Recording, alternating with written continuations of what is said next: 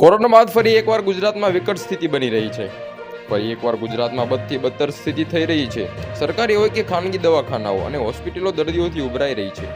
આ રોગચાળો સીધો માણસની નર્વસ સિસ્ટમ પર અસર કરી રહ્યો છે, જેને કારણે હાલ પરિસ્થિતિ વધુને વધુ ચિંતાજનક બનતી જાય છે.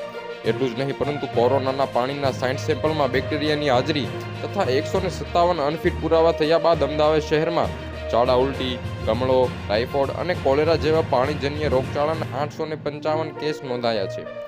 ઉલ્લેખનીય છે કે આ રોગ એટલે કે સ્વાઇન ફ્લૂ એટલો ખતરનાક છે કે તે જીવલેણ પણ સાબિત થઈ શકે છે.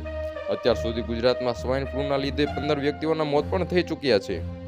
રોગચાળાને કારણે ગુજરાતમાં સ્થિતિ વધુને વધુ વિકટ બનતી જઈ રહી છે, જેને પગે હવે રાજ્યનું આરોગ્ય તંત્ર પણ દોડતું થઈ ગયું છે. જોકે પરિસ્થિતિ વધુને વધુ વિકટ બની રહી છે. અહીં વાત થઈ રહી છે ગુજરાતમાં ચિંતાજનક રીતે વિકરેલા સ્વાઇન ફ્લૂની.